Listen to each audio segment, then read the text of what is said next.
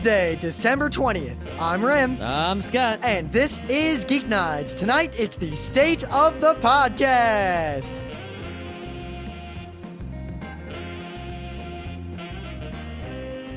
Let's do this. Nobblies. Nobblies, you mean like an RC Pro-Am, the tires that you buy after you buy the regular tires? Oh, man, I never got good tires. I always went for the big engines. Oh, you gotta buy the good tires. Also, in addition to the big engines, you're not gonna win. But no, not that kind of Nobblies. A much more fun kind of Knobbly. I don't know what's more fun than RC Pro. I'm gonna play RC Pro-Am right now. Why isn't that on the Virtual Console, goddammit? It should be. I'd pay for half of it. That's one of I'd my buy favorite. RC Pro-Am 2 at least. RC Pro-Am and RC Pro-Am 2 are pretty much some of my favorite racing games ever. Yep, alright, continue. Did we even talk about that in the racing games show? I think I did bring it up. I hope so. If we didn't, I feel quickly, bad. yeah.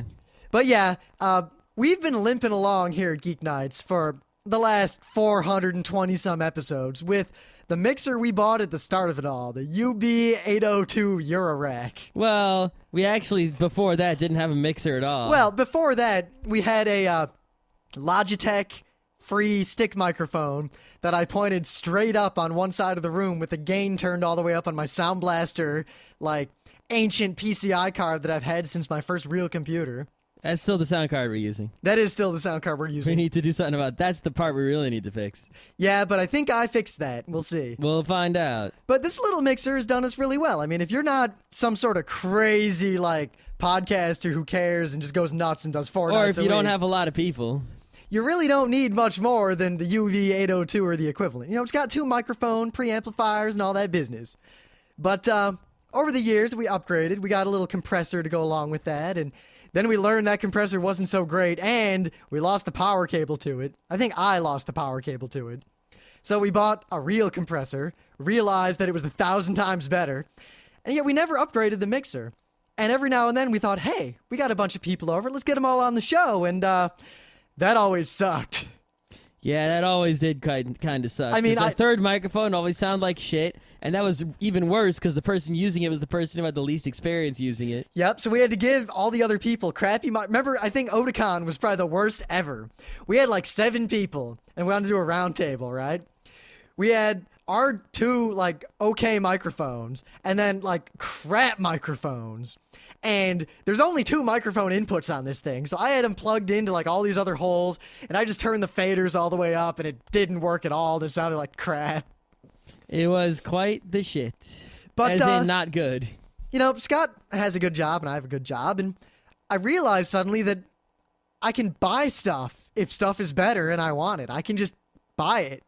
Yeah, I don't know why, you know, all the other podcasters and like webcomic people and such, they're always like, donate to me so I can get all this nice stuff and improve the things I'm doing for you for free. And we're like, we have jobs and we can just afford all those things. Do those other people not have jobs? That's kind of low. I mean, not everyone is an IT professional. No, but whatever they are, they should have a good job. You know? A lot of people, I think it's, the real deal there is that you don't need better stuff usually. Geeknights would probably be just fine if we kept using this ancient, like, $60 mixer forever. Then what the hell am I giving you money for? Well, because we decided we wanted to do more. And I think you decided. Yeah, and you know what? I actually bought more of a mixer than you thought I was going to, and I'm going to pay the difference. So, but now I'm giving you money so you can play with Nobblies, and what do I get? Nothing. You know what you get? The next time we want to have a round table or an interview, you don't have to sit there for 20 minutes while I hold 4 microphones in front of my mouth yelling into them and moving a bunch of knobs on a crappy mixer. Yeah, but instead I have to suffer you now fiddling with knobs and yelling all weekend. See, luckily, aren't you going out of town Saturday morning? That's only one day. It always takes you like weeks to do this shit. You know, I don't think it will this time. I think I know enough about mixers at this point to where I can just... Because part of the reason it took so long before is that I didn't know a lot about mixers when I first got this stuff, and now I know that there's certain things a mixer can have that makes podcasting a million times easier, and I made sure I got a mixer that freaking has that. Alrighty. But I now have sitting next to me a Xenix 1832 FX Pro. This thing is a lot bigger than it looked on the website. Yeah, that's how things tend to go. I mean, look at my subwoofer. Oh, that was the best. Scott got this. I think we've talked about this before, but he needed speakers for his computer, and he wanted to get good ones. And he showed me what he was getting. I thought, wow, that looks pretty good. And he used to get home from work before me back then, and he messages me, and he's like, there's a refrigerator box here, and I think it's my speakers. Yeah, if you want to know the speakers I have, do they still make them? Yeah, there it is. The Logitech Z5500. I got it for like $200. They're good speakers. They're amazing. You can even use them for like your living room. But the subwoofer is much bigger than you think it is. Now, you might look at it and say, no, it looks pretty big. I think I know how big that is. It's bigger than you think. It is. The Z5500 subwoofer is like as big as an ottoman. I rest my feet on it. But I'm staring at this mixer now, and I have such a desire to start fiddling with it. So, Fiddling with the knobs. so excuse me if I trail off periodically.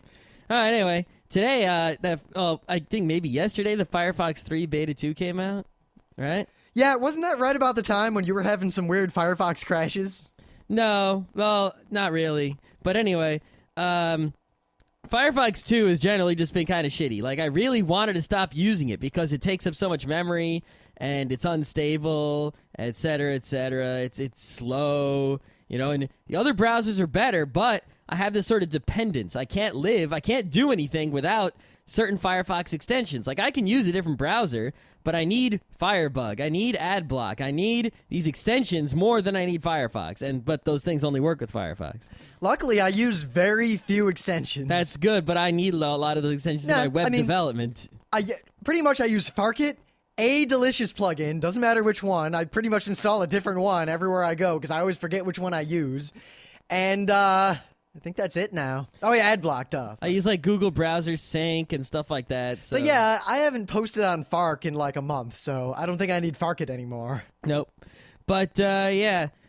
So I start using Firefox 3 Beta 2. I set up like a separate Firefox profile for it and whatever, and I'm using it. And I can say that I wouldn't recommend anyone go and use it yet because it's still sort of beta and you have to do tricky stuff to keep it from ruining your stuff you got now. And most of the extensions you depend on will not work with it. Like, AdBlock works with it just fine, but like Firebug, you have to go get a special version of it. And no other extension worked at all. The plugins work just fine. You just have to install them. But I can tell you that when Firefox 3 finally comes out, it is going to be the return to what made Firefox great. The fastness and the stableness and the not using so much memory and the wicked fast JavaScript and all that. So the outlook is good. All right, you want to do some news? I think we should. I wasn't sure what to talk about. I mean, usually there's a news that just jumps out like, oh, I got to talk about this. I got opinions about this. But I'm kind of avoiding stating all my opinions in the U.S. political arena until we eventually do a show about all that business.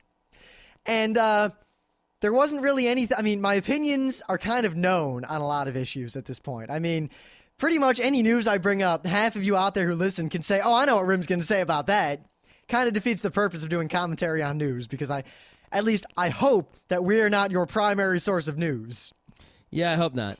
Kind of like The Daily Show, where more people get their news than probably should. But, so Japan's defense minister is arguing lately that perhaps Japan should take a more active role in military affairs worldwide. And this has been an issue for a long time. I mean, for those of you who are unaware, ever since World War II, Japan has had a constitutional prohibition from having a military except for very specific and somewhat ambiguous defensive purposes. Mm-hmm. Now, there's been a lot of... Read First President of Japan. Or a history textbook. That, both. One of them might be a little more accurate. Or Wikipedia. Yeah. All three, then you'll be set. Either that or you'll have three different ideas of what's going on. Yeah. But, so, Japan has been taking more and more of a role in world affairs. I mean, a lot of people, there's pretty much arguments on both sides that, well, really, there's three sides of the arguments. There's one group of people who argue that Japan should remain completely pacifist as a model for the world and as this ideal that, yes, it's possible as long as people aren't all bastards, we'll be pacifist, and the U.S. is pretty much bound to protect Japan from anything. Yep. But there's another group of people who say Japan has gotten past World War II and that maybe they're not the threat to the world that they once were. That's true also. And that perhaps Japan, being a nation, kind of like Germany, who had lost... Man, knowing where you're going with this is hilarious. People who had known that You know, they've known warfare. They engaged this nation, not the individual people, because not that many people are still alive who went through all that in World War II, but a nation that fought a war like that and lost, and now can enter the world as a fairly objective peacekeeping force. I mean, I think the Japanese, the JSDF, as a peacekeeping UN kind of force, would probably be fantastic. And I can see an argument for Japan taking a wider role in purely peacekeeping or purely humanitarian efforts worldwide. Yep. Now, there's the third argument here that Japan should militarize for right-wing crazy reasons. Now, that's bad. Now, I generally disapprove of this, but luckily so do most rational people, except Katsu. Now, there's a fourth argument here that is surprisingly gaining more traction than I would have expected. I haven't heard of a fourth argument. What? This is news to me. Well, this fourth argument has been put forth by two high-ups in the current, I guess, cabinet of Japan's government. All right. So the most recent person to bring this up is Japan's defense minister, the current one, Shigeru Ishiba. So isn't that like the equivalent of old rummy, but in Japan? Something like that. I'll admit that my understanding of Japanese politics comes down to what I read in Sanctuary coupled with First President of Japan. Yeah, me too. So, yeah. Yeah. But I know they don't have a president because FPOJ was about them getting one. Yep. And I know it's pronounced Diet, and that's about as far as I got. That's it. Oh, yeah, it's all old men, too. Oh, and they have prefectures, so that each guy comes from some prefecture. You learned that from Initial D, more so than from anything else. I knew they had prefectures before Initial D, but I didn't. Yeah. All right. Anyway, so Shigeru Ishiba is arguing that perhaps the U.S.-imposed 1947 pacifist constitution might be a great hindrance if ever aliens invade and Japan has to fight them off. Uh-huh. I don't think he's kidding. Is he sure? So he's talking about Chinese, right? I think he's talking about little green men. Green men, so... Maybe blue men. I'm not, so Atlanteans and Icelandians. I guess I could make some jokes that I'm not going to make, but... I'm trying the best I can here. If they... here's a quote from him. If they descended saying, say, people of Earth, let's make friends, it would not be considered an urgent, unjust attack on our country. And there's another issue of how we can convey our intentions if we don't understand what they are saying. We should consider various possibilities. There's no need to do this in the defense ministry, but I want to consider what to do by myself, blah, blah, blah, blah, blah. Yeah. I don't think this is a joke, and unless there's some crazy mistranslation where he's using UFO in the correct sense to mean an unidentified intrusion into Japanese airspace, which I don't think he is, then, yeah. Yeah, all I can say is that as bad as the U.S. is and as stupid as a lot of our politicians are, right, the worst they do is like, being corrupt or evil or bad or whatever. Invade and occupy multiple foreign countries and then... Right. Yes, great. But they're not... You never get... When was the last time you saw something stupid on this kind of stupid in the U.S.? Really? All throughout the Cold War. Yeah, in the Cold War. Throughout the Cold War. But not, not since then. Lot of craziness happened during Vietnam. And also, I could argue... Vietnam was during the Cold War. Well, near the end. Like, the Vietnam as a separate entity from the Cold War. I'm talking about the specific sub-conflict. I mean, when I said Cold War, I guess I meant the kind of high-level strategic ideals of the Cold War. Yeah, but I mean, like, since, the wall came down, you never see, like, high-up U.S. government people saying anything that's crazy batshit on this kind of level. I would argue that I would rather have this kind of level, because if Rummy and all those people...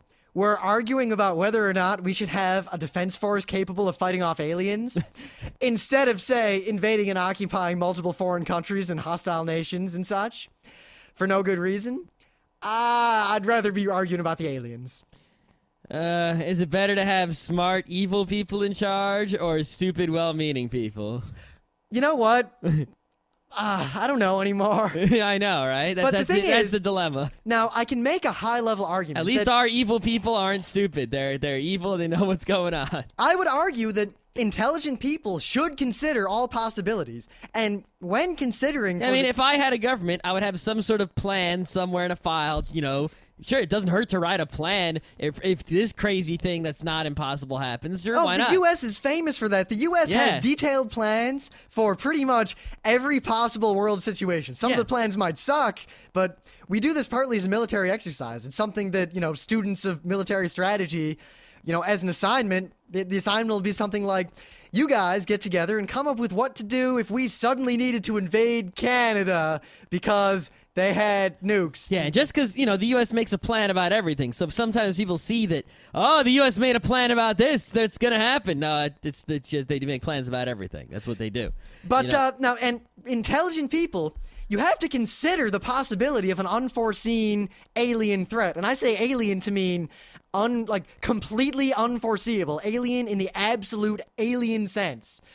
But I think this guy is not taking it on that intellectual. No, he's definitely got a Marvin the Martian thermal detonator kind of action. So going he's on only here. the second Japanese official in this cabinet to argue about this. To quote Chief Cabinet Secretary Nobutaka Machimura, personally, I believe they exist. Well, you know what? All those crazy conspiracy people, who are always yelling about aliens and whatever, and they're always saying, hey, government, release your documents that, you've been hiding, right? Well, here's some guys high up in the government who have access to top secret documents like that, and they believe it's real. They're on your side, yet where are these top secret documents that they would be revealing to convince you that they aren't just full of shit? Oh, Yeah. there aren't any because it's a crazy conspiracy and it's not real. All right. All right, that's enough of that. What do you got? I got okay. So there's a guy A guy, you say? named Paul Carrison. Paul Carrison, you say? Yes, he has a disease. He's from Oregon, but I think he moved to California now. Oh, I think okay. I think I know where you're going with this. And he has a disease called argyria. Now, you might. This is somewhat famous for being the affliction of crazy libertarian guy and various crazies. It really only affects crazy people and one lady who didn't know better. Yep. So basically, we like to talk in the show about homeopathy and Homeopathy. and acupuncture and whatever, right? And a lot of fake medicines, right? And we always complain, fake medicine is bad because someone will take the fake medicine instead of real medicine, and then they'll get sick and die. Or, somebody will, take they'll spend money on fake medicine, and then some scamming person gets a bunch of money. Or, but as bad as homeopathy is, as bad as acupuncture is, the worst that can happen with acupuncture is some evil scamming acupuncturist who might even actually believe in it, get some money, and you might get an infection from the needles. I mean, the only possible thing beyond that would be if you refused or didn't accept real treatment from a real doctor in lieu of acupuncture. But that, again, your fault. Yep, homeopathy, the worst that can happen. Nothing unless you refuse other treatments and the homeopathists get money. I still love when James Randi, to prove to Congress that it was bullshit, basically ate He does that all the time. Yeah, but he eats 10,000 times the so-called lethal dose of homeopathic sleeping pills. Yep, and it says no side effects. He's like, oh, that's true.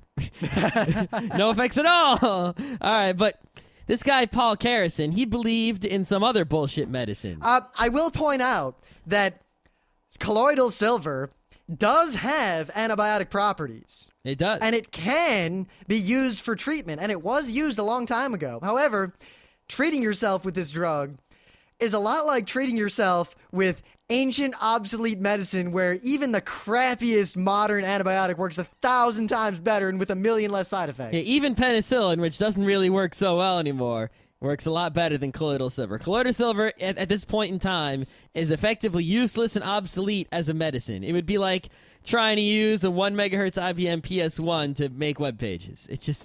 You don't do that. It's pointless. You're only going to hurt yourself.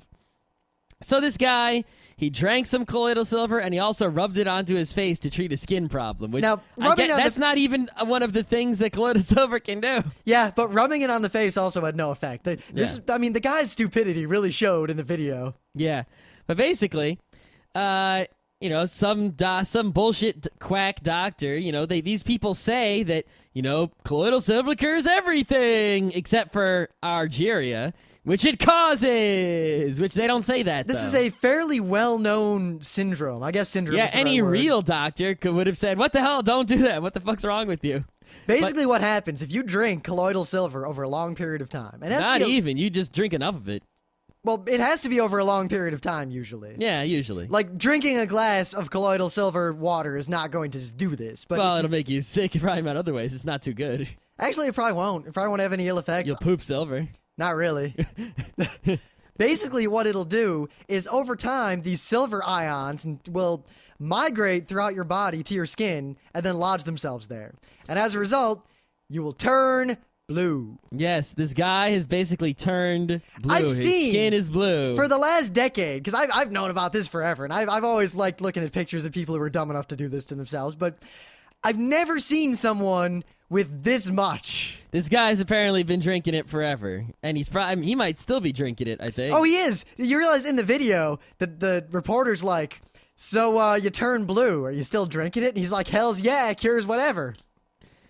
And the guy refuses to go to a real doctor to seek treatment, because a doctor could probably do something to help. Actually, I believe that it is untreatable once it gets to this it's not stage. totally. It's partially treatable. Like one lady who did it to herself, who actually realized that it was stupid afterwards, and went to seek treatment and realized that she was a quack and they were lying to her and it was bullshit. She went and they were able to sort of scrape her skin some, so now she's sort of patchy instead of solid blue. Great. Yeah, but basically, this guy was getting all ostracized in Oregon, so he moved to California, hopefully where he will be more accepted. Yeah. Even if I will accept, I'm not going to discriminate against someone because they have blue skin. I'm going to discriminate someone because blue skin tells me you're a moron who believes in quack medicine, so you're probably a moron all around, and I don't have anything to do with you because you're a moron. You believe that silver cures everything. Well, I mean, silver's real nice. I like silver. I think it's my favorite precious, semi-precious metal. It's not for drinking. It's for making silverware and cups And fighting werewolves. and plates and metal. Yes, for werewolves. That's what it's for. Don't drink silver. It's not for you.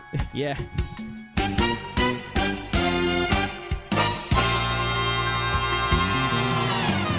Things of the day. It's a holiday season. You know that? You know what? Sadly, I didn't notice it at all. I don't, drive past malls and work in New York City and have to go by that bell ringer every single time I leave the Lincoln building. Yeah, I hate that guy. Ding-a-ding-a-ding-a-ding-a-ding-a-ding-a-ding. Yeah, that guy's not getting my money. Actually, he was gone today. He was the side, and in his place was a tuba player. I was very happy. the tuba player is helping him out. I love Christmas tuba players. I got to admit, that's one of my favorite things, is walking around the city in the holidays. But I thought you didn't like the Salvation Army. I don't like the Salvation Well, the Army tuba at all. players from the Salvation I know, Army. but I like Christmas tuba players a lot. All right. I just like tubas, especially tuba solos. We were joking at work today. One of my coworkers is all sick, sneezing and coughing all over the place. So the guy was like, "You sound like a tuba. Go home." Anyway, so we go. People they buy the Christmas cards or the holiday cards or whatever you fucking call them. I haven't bought a holiday card in years. Me either. I'm not a fan. But I didn't realize until today it might be interesting to see some cards from other places besides the U.S. I thought, cards in general were sort of a U.S. thing, but I guess not. I know they're a very British thing, I think, but apparently in in Albion, people actually write letters in Christmas cards instead of just buying a card that has a pre-written poem and then signing their name. That's because they know how to write. Oh, snap. Wow, that was kind of self-deprecating. Yeah. Anyway. Yeah, those smart people think they're so smart, knowing how to write. It might just be the accent. Maybe. Here is something extra cool. You ready? It's pretty simple.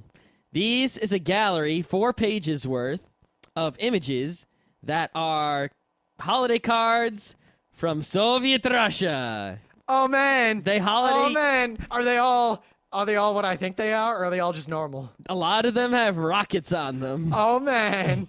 I really And airplanes and CCCPs and planets and spaceships and cosmonauts. All right. I think I got an idea. I think I got a really good idea. Print them out and use them? I think what I'm going to do, because I got these contracts for printing shit for Geeknights anyway, I should send these to them, because even if the copyright isn't expired, whatever, no one's going to The copyright's Russian. I don't think I need to worry. And I'm totally going to use those as Christmas cards forevermore. I'm going to start sending Well, Christmas cards you again. have a hard time picking one out because there's a lot. I'll just print like 10 of each. Go nuts. But yeah, Soviet-Russian Christmas cards. I don't know what it is about Soviet-Russian everything that I like, except, I guess, Soviet-Russian politics. Because as evil as Soviet Russia was in reality, their aesthetic style of the government art agency was high quality. In Soviet propaganda and Soviet architecture, and I don't know why I like these things so much. Yeah, it's like the message of the propaganda, which is Russia great, everyone else sucks. Well, you know Not what? a good message, but You know what I think it the is? art, awesome. I think what I think it is, too, is that if you look purely at the propaganda and the literature, the fake, the literature that's not accurate, if communism worked the way people wanted it to, like if it actually worked, and if this idea of, collectively, together, all of us, sort of, if that were true and it really worked, then that's pretty much the best thing ever. Yeah, I think also for me, it's that they had such an emphasis, like a countrywide emphasis on like science, like big guy with a hammer and a gear and a rocket. At least in theory and somewhat in practice, but there was also the idea that if a rocket scientist screwed up, he kind of disappeared, which wasn't good. No, or not if good. a scientist said something that kind of went against communism, up. Yep. It just shows you that people who are doing evil can still make good art, I guess, on the side. I don't know. Yeah, but at the same time, people with good intentions, or I guess movements with good intentions, do not always imply good results. No, not at all. Right. So my thing of the day, and we're probably going to talk a lot more about these in the near future, but there's something called TED, Ideas Worth Spreading. I'm going to link to it. It's basically an annual, I think, conference where smart people get together and lecture to other smart people. Yep, and I don't know how to go there, but I'd like to go. I'd like to go. Now you might be thinking, oh yeah, Rim, you totally want to present there. That's not going to happen. Are you kidding? These people are so much smarter than me. These are like the geniuses of the world, like Nobel Prize winning level genius type people. I would pay a lot of money and spend a lot of vacation time to just go and listen, because these are amazing. Yeah, but luckily the rules at TED are when you're giving your presentation, you're not allowed to sell anything. It's a non-commercial deal. And also, the videos are all online. You can watch them, so you don't really need to go. So my thing of the day is probably, of all the ones I've watched, my favorite one, and I doubt anything from this year is going to top it. But this is... You didn't watch the Bill Clinton one, did you? Oh, shit. No, I didn't, because Bill Clinton's my man. Bill Bill talks Clinton? about the Rwandas. Because I read about how he thought about the Rwandas, and if he says what I think he's going to say, I might cry. Maybe we'll watch it after the show. I might have to. But anyway, with the possible exception of the one I haven't seen yet. There's like 100 you haven't seen yet. Well, the Bill Clinton one. Yeah. Not all of them are good. I watched a pretty bad one the other day, so... Well, was it bad in the sense that you disagree with it, or was it bad in the sense that it was boring? I wasn't sure if I agreed or disagreed with it. I was sort of iffy because I didn't watch the whole thing, so I don't know. But the guy was not good at presenting. Oh. But the guy in the video you're about to talk about was excellent at presenting. Holy crap, is this worth you watching? He has the public speaking skills of the awesome. He is a world-famous neurologist. His name is Vilayana Ramachandran. I hope I pronounced that right. No, you didn't. I'm not going to give it another try. I'll try. Vilayamar Ramachandran. Anyway, this guy is real cool, wearing jeans, leather jacket, t-shirt, kind of disheveled, and he's, like I said, he's a neurologist, and I cannot describe this lecture other than fascinating, absolutely fascinating, and yet at the same time, 100% accessible. You can know nothing about neuroscience, nothing about the brain, nothing about psychology, nothing about any of that, and yet you will understand what this man is saying. Yeah, watching the good videos on this website is like sitting in like the awesomest college classes, because it reminds me of like, a college professor who didn't suck, or every college professor I ever had who didn't suck, where I'd sit in their class and just be like, oh man, the whole time. So this is worth, these videos, which are available free online, that's like getting hundreds of thousands of dollars in college education for free. That's how quality this is. So I don't really want to spoil what he talks about, really. And I also feel like I couldn't do it justice, but he talks about a number of issues with the brain, and he kind of explores neuroscience from the sense of how do we study it? How do we know the things we know? And basically, he kind of brings it all together in the end, and he seems he is fairly confident that he has found possibly I'm being very vague here because I don't want to sound stupid, the kind of the thing that makes humans humans, the structure in the brain that makes human consciousness on the level that we have it possible. And the things he said are kind of revolutionary and amazing. He also talks about Bubo and Kiki. That's the amazing part. That part at the end is so illustrative of everything that this lecture is about, and it's kind of amazing when he gets to the end and he pulls it all together. It's so obvious, like you always knew, but you don't know. Think about that. He'll say it, and you'll think, "Wow, yeah, that makes sense." But then he points out that making sense is crazy. The fact that can make sense is what makes humans humans. And that all of that takes place in this part of the brain called the fusiform gyrus. Yep. Oh, man, you don't want to... Let me tell you, the one thing I learned from this video, if you have to lose any part of your brain, do not pick the fusiform gyrus. Lose any other part first. It is very important that you remember this in the future. Fusiform gyrus, most important part of brain. Fusiform gyrus for the win. Because even if you're like... I don't know about that. I'm not a neuroscientist, but it is the part of my brain that if I had to choose which one to lose last, I would pick that one, now knowing what I know. I think I would give up most of my senses before I would give up my fusiform gyrus. Yeah, pretty much. Or even part of my fusiform gyrus. God, luckily it's way in the middle. Yep. And it's in the safest spot for a reason. All right, but I cannot stress this enough. This thing's like 35 minutes long. It is worth every second. You got nothing better to do. What are you going to do for 35 minutes? Listen to Geeknights? What the hell's wrong This with you? is... I feel like a richer person for having watched this. Oh, definitely. Definitely. All right. So, copping out. We missed 2 Thursday shows. Yeah, we've been busy lately, and we're going to get a lot busier. You're lucky we're doing a show tonight. Yeah, I was going to go to sleep right about now. See, basically... And I was inspired to have this idea because I was listening to my backlog of Fast Karate, and they were having some issues with Dave moving around, and they kind of did a short state of the podcast address. And I thought about that, and I realized that we used to talk about the show from this meta perspective a lot more early on, and we stopped doing that because that's really not that interesting to new listeners. Yeah, I hate talking about the show in the show. I mean, because while people who are already listeners want to hear us talk about the show in the show, and stuff like that, if someone's a new listener, they turn on the podcast, they start listening to us talk about ourselves, and they're just like, they totally have no connection with that. That's why we always try to talk about, the news is the things of the day and the topic, and not try to talk about ourselves. Because, I mean, other than our leader bit, but even then, that's more like an anecdote. It's like, but that'll funny thing happened on the way to the forum. Yeah, but that'll just make people tune out, and we want you to tune in as much as possible, except unless you're going to go watch Vyamar Ramashad, then you should tune out. So, at the same time, I feel like every now and then it is kind of important to talk about what we're doing here and where we're going with all this crap. And every time we think, oh crap, it's Thursday, we don't have a show to do, in the back of my mind I always think we could talk about the show, and then I think, but wait a minute, it's too soon. I don't want to do that all the time. And I realized today that I've been saying that for a long time. Yeah, usually I don't even think about talking about the show because it's so automatically discounted as an idea that it doesn't even come up in my mind. But Rim brought it up, and I said, you know what? Okay, whatever. It's easy to do, and actually there's a lot to talk about. I feel like the show. We're in the 3rd season now, right?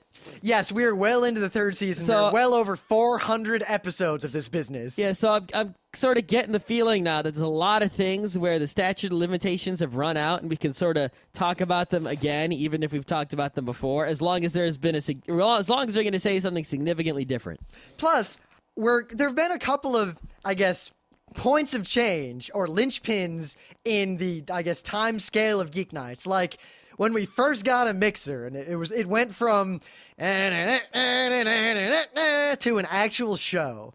And then, we got a compressor, and I learned about audio. And then when we got a better compressor and a Marantz, and there have been these points, not just audio-wise, but when we decided on a show format, when we changed the show format, when we decided to go with multiple feeds, when we decided to start doing live shows at cons, all these times where we We added the geek buds. We added the geek backs. We took away things. We changed things. We tried.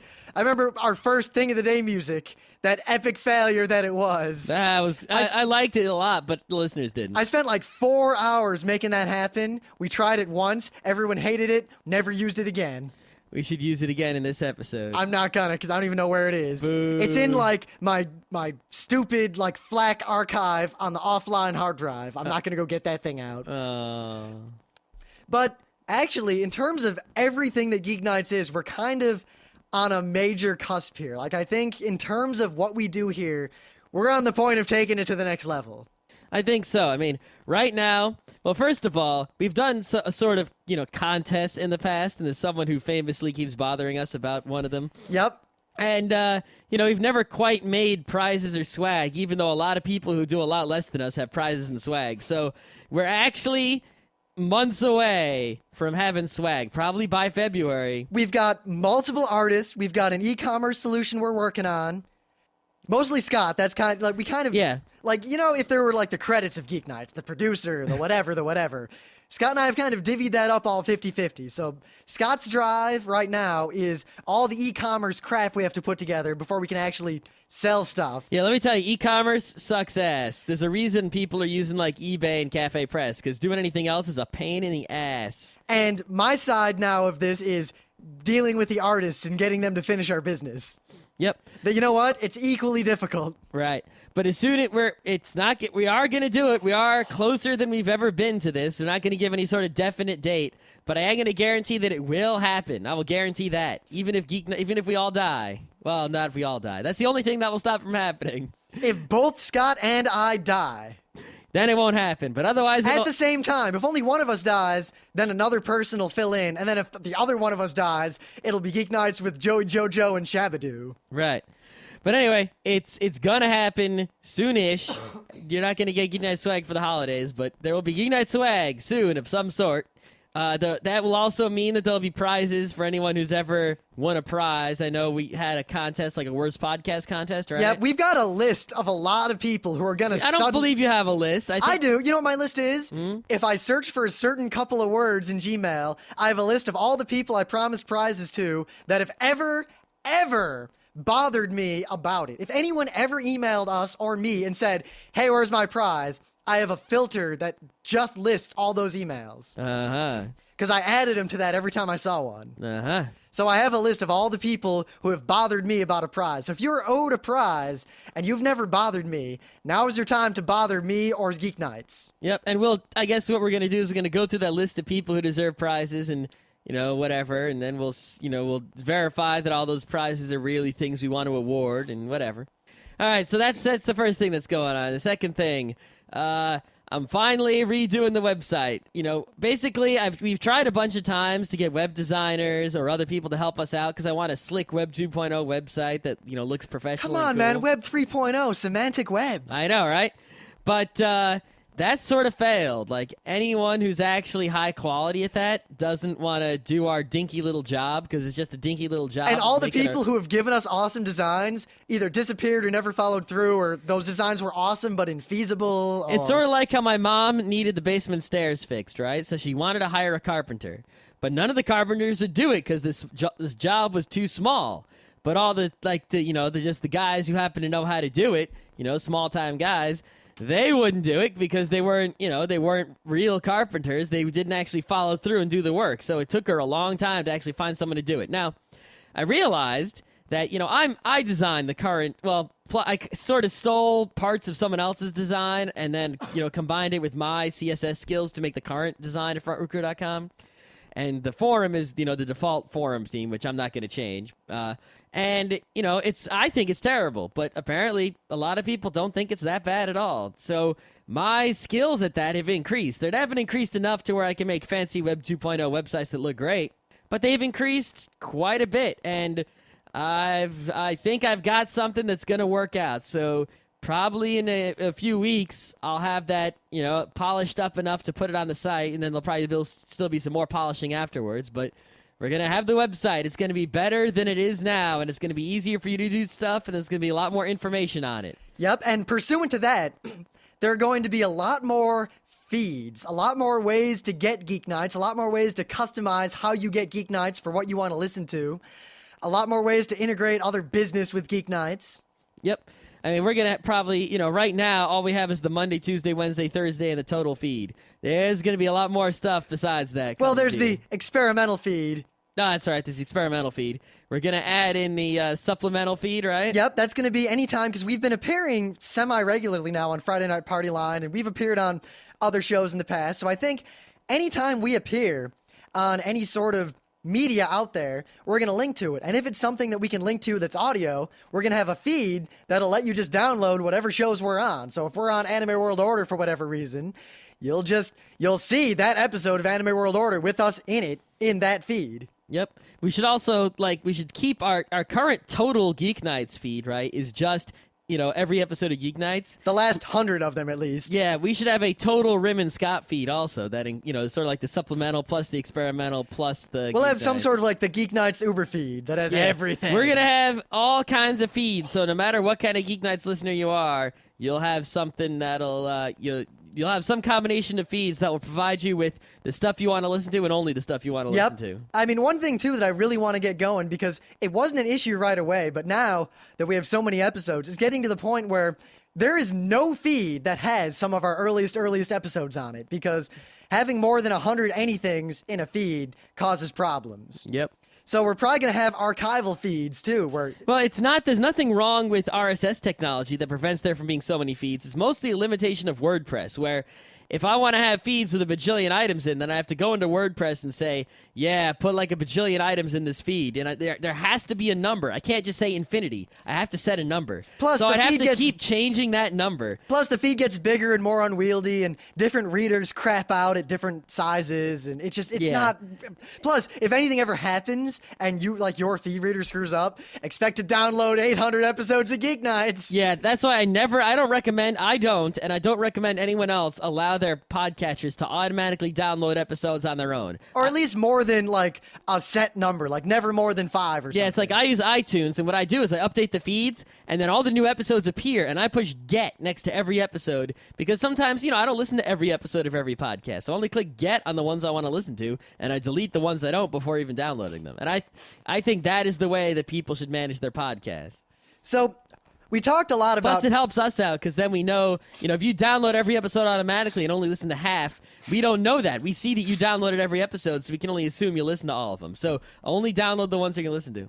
But also, we talked a lot about having DVDs of DVD Season 1, DVD Season 2, and higher quality and all this, and that is currently not super feasible. I don't feel like it's worth it. That was something we actually came pretty close to completing. The DVD is done in terms of the fact that we have it. We have it all. Just actually making it and printing it and finishing it up to have the little website that would come with it be perfect would take more effort than I think it's worth. I don't think enough of you want DVDs of Geek Nights. Yeah, the DVD probably isn't going to happen because, sure, we could, put Geek Nights, all the episodes on a DVD and sell the DVDs or whatever, but in order to make DVDs, it's not something we can do on demand. We'd have to print a whole bunch of them. And to have, if we did that, we'd want to have nice covers on the DVDs, little cases, and we'd want to put, other extras on the DVD. But it would take 2 DVDs just to do Season 1. So at this point, it would be 5 DVDs for all of Geek Nights. And that becomes ludicrously expensive, ludicrously difficult. It's a pain in the ass. I don't think the demand is there, except for I don't maybe... think the demand is very... I think the demand is very high among a very small number of people. Yeah, dial-up users. Yeah, dial-up users. So, yeah, I don't think the Geek Nights DVD is going to happen. You might, again, see some sort of Geek Nights promotional CDs at a convention or something, but other than that, don't wait on those DVDs. That I'm sort of sad because I told myself way back in the day that, so many webcomics and podcasts and other internet, artists of sorts promise things and they don't come through on them. And I said, that's not going to be me. I'm going to come through on the promises. Not going to make any promises I don't come through on. And I feel like I promised the DVD, even though I don't know if I actually did, but I feel like I did, and we're not going to come through on it. So I'm like, but from now on, no more shit talking. Now, in terms of actual Geek Nights production, how we make the show, how we do the show, how we record it, all that sort of technical stuff, my room has turned slowly more and more into a relatively usable studio. It's because you have a knob fetish. Yeah, something like that. And I've been acquiring equipment and things over the years. And also, ever since we did the show at KatsuCon last year, where we brought all of our equipment and we set it up and we routed all the audio for the whole video game area into our stuff. And I've learned a lot since then. And in terms of production values, I think we've gotten to the point where we're jumping from amateur to professional. In terms of our equipment will be, once I get this mixer going and I get the box and all the routing and everything set up, we're going to have a fully professional rig that would be capable of recording an entire band, like a rock band or whatever we wanted. We've got everything now. And it'd be portable. Yes, it'll actually be despite the fact that this mixer is ginormous. I thought you hate saying ginormous. You know what? It's so big that the word is warranted. Uh-huh. But it's still a lot more portable, sadly.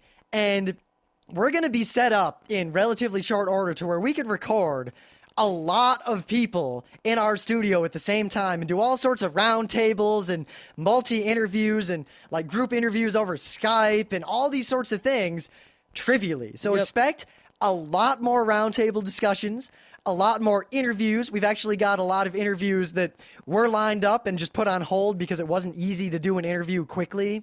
I mean, in the past, we have actually tried to do some interviews that fell through. Like, the only time we've really done Skype action is when someone else is recording and we were Skyping them, you know? Yep. I mean, we were supposed to interview Jim Vowles, and that failed because the Mac failed us. Yeah, well, his Mac failed us. Our Mac also failed us. Yeah. But anyway, you know, with this new mixer, I think, Rim will finally be motivated to set up the Skype, and we'll be able to have a lot more microphones in the room that all work properly. So we're going to have a lot more podcasts that are more than just, you know, the usual Geeknights, us two talking about stuff. And I think that's very necessary because if you haven't noticed, we're sort of running out of things to talk about. Well, only on Wednesdays and, Thursdays. And, Wednesdays we were running out until I read comics again. But if we start watching anime again, Wednesday will be okay. I think we'll start watching anime again the new year. I have a strong feeling that the new year is going to be anime season because I still have a bunch of video games, but I'm probably going to blow through those during the holiday season. And I got a bunch of comics on the floor, but I'll probably blow through those in the holiday season also. And then after that, it's anime from there to the horizon. I can say this, once all this is set up and going, you might think, how could the audio be better than it is? It sounds pretty good, which I think it does. I think we're one of the best sounding podcasts out there. And I think a lot of people it sounds okay, but most people seem to say it sounds really good, so all right. Well, I mean, having listened to other podcasts and listened to the radio a lot in the past and that sort of thing, and I mean, I'll be perfectly frank. We're not going to beat around the bush. Other than, Twit and the super professional podcast, I think we're one of the best sounding podcasts out there audio-wise. Well, I think you're just sort of obsessed with the audio quality so much.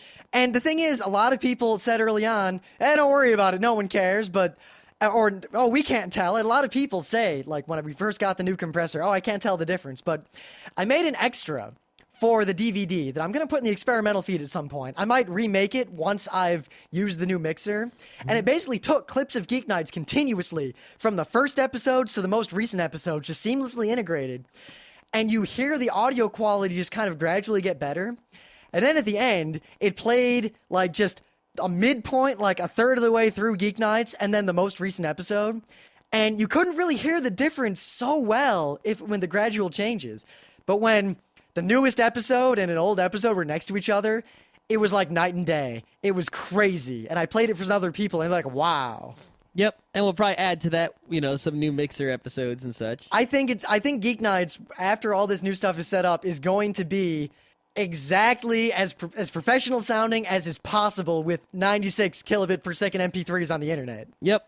Okay. What? Oh, also, what? I forgot what are you gonna say? I was gonna say something, then I forgot it. So keep talking, and I'll remember. Yeah, I could turn that into an outtake, but I don't feel like editing. I'm tired and I'm hungry. Oh yeah, right. Right now, we made this experimental feed, and a lot of people are like, put more stuff in there, blah. Just because when people see a feed and it doesn't have stuff constantly in it, they sort of we made no promises about how much stuff would be in there. So screw you. All right, we only promised that there's gonna be stuff in all the other feeds, and there is. So. Compare us to your Mega Tokyos, and then, you should feel good. Don't be complaining. When we're like Mega Tokyo, then you can complain. But, man, Geeknights sucks, and I'm sad all the time. Yeah, actually, The reason that there isn't a lot of stuff in the experimental feed, the primary reason, is because we podcast as much as Libsyn can allow. Yes, we are actually... See, when I said we're getting professional audio, in a lot of ways, like the whole Geeknights operation is kind of at the point where we either have to go professional. Now, that doesn't mean live off of it, full-time job. Don't even, that's not... Not quitting my job. That's, one, my job's awesome, and two, that is so not on the horizon. Unless you guys collectively send me enough money to equal my annual salary. I'll tell you what. Inside of like a month, I'm not quitting. If Geeknights, if you guys can get to us $150,000 a year before taxes, then we'll quit our jobs and podcast full time. Yeah, that's the minimum. That's a lot of podcasting. That is. That's pretty much. You would get 4 times as much Geeknights that way. Because you realize that if podcasting or something like this was my full time job, it's kind of like Howard Stern. Whatever you might feel about the guy loves radio. He's obsessed with radio. He's a radiophile.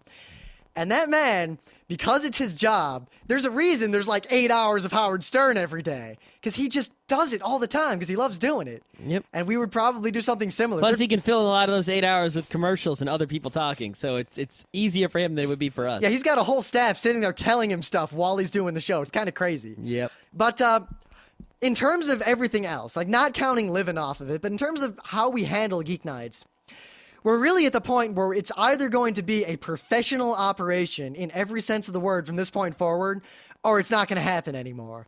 And I feel like we're going in the professional direction. We're all professional equipment now. We treat it professionally. And in terms of our industry relations, we are treated professionally now. I mean, when I submit things to do a live show at a convention somewhere, it's not, oh yes, you want to be a panelist here. It's, I'll forward you to the handler for guest relations or the live programming whatever guy. And we're not really, I don't know how to, I mean, I'm not trying to say like, oh, we're so awesome, but it's more like. Yes, you are. You're just trying to say it in a disguised manner. I'm trying as to not appear to be a braggart, which you are. Oh, I am a braggart, but what I'm trying to say is that from this point forward, I feel like the Geek Nights operation is going to be a professional operation. And that the way we handle everything, from our website to our relations with all of you, to the email, to the forum, to everything, is going to be a lot more professional starting in the new year. Mm-hmm. And for good or ill, that's the direction we're going. Yep.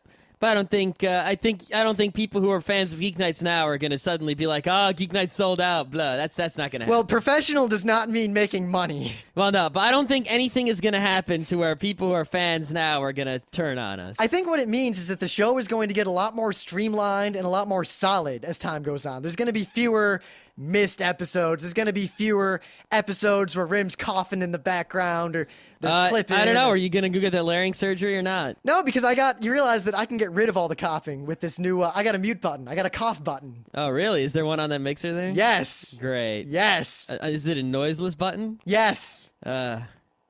So I could, it's great.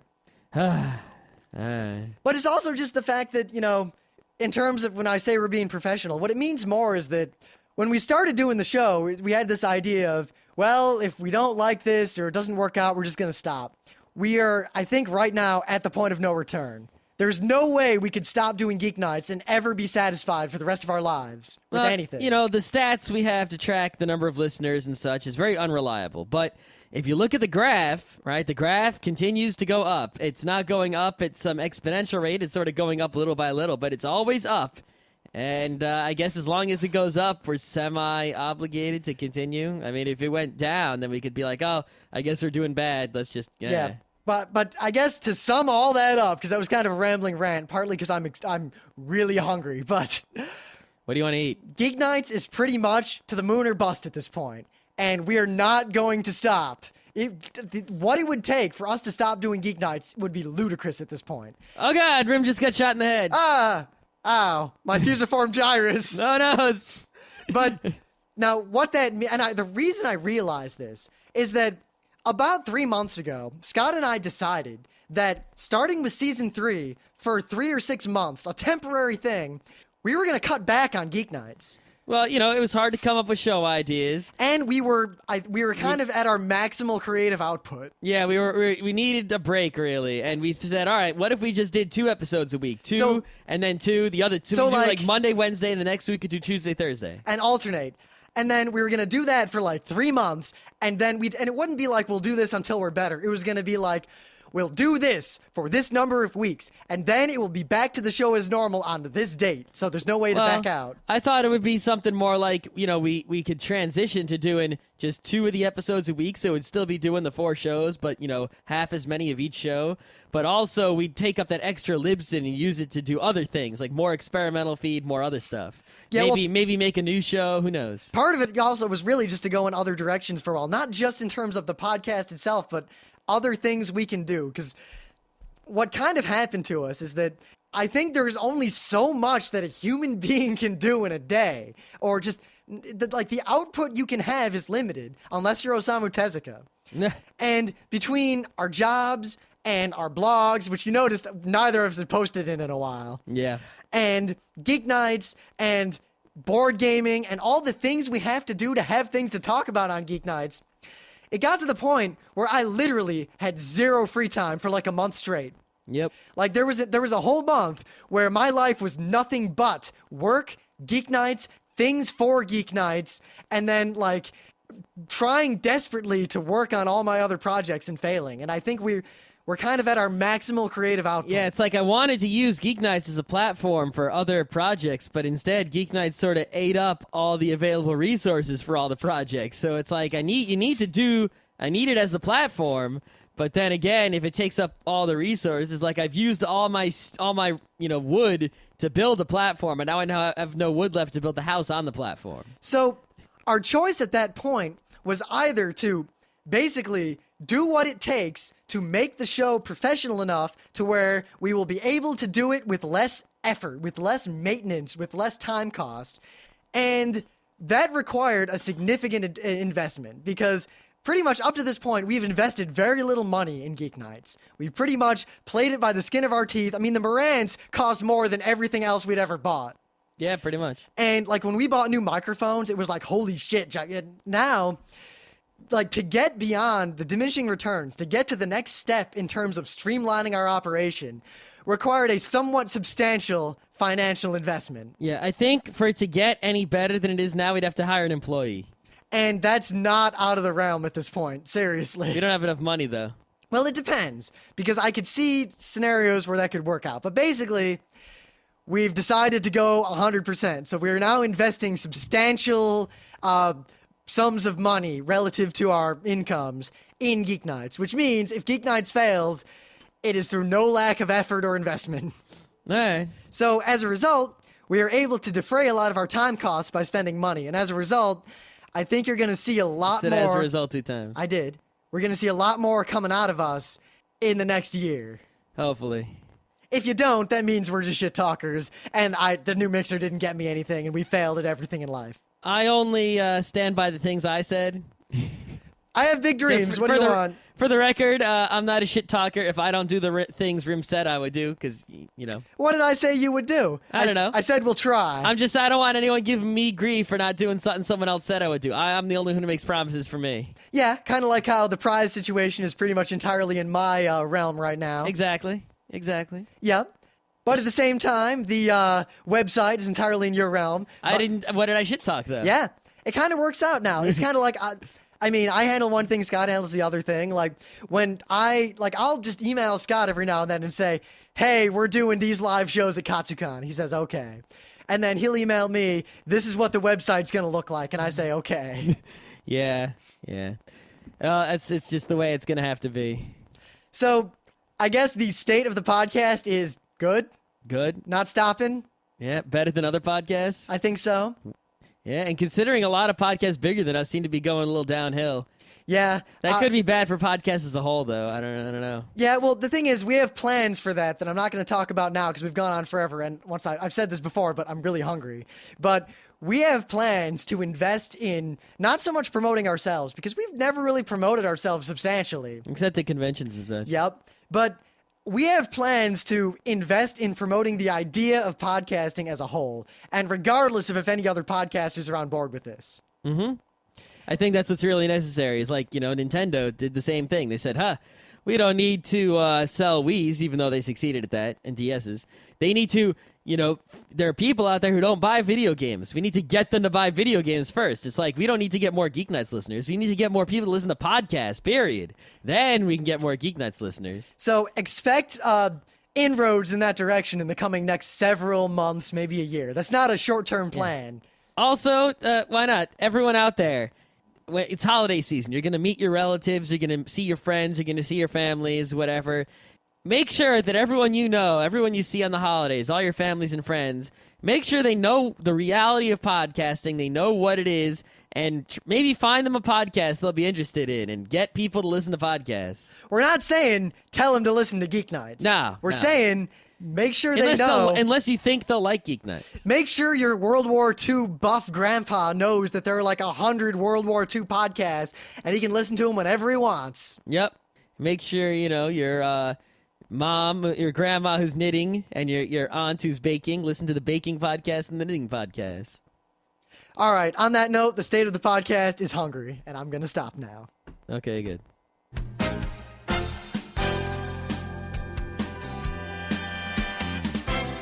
This has been Geeknights with Rim and Scott. Special thanks to DJ Pretzel for the opening music. Be sure to visit our website at www.frontrowcrew.com, where you'll find show notes, links, our awesome forum, a link to our Frapper map, and links to all the RSS feeds. We say feeds plural because Geeknights airs 4 nights a week, covering 4 different brands of geekery. Mondays are science and technology. Tuesdays, we have video games, board games, and RPGs. Wednesdays are anime, manga, comic nights. And Thursdays are the catch-alls for various rants and tomfoolery. You can send us feedback by email to geeknights@frontrowcrew.com. Or you can send audio feedback via audio.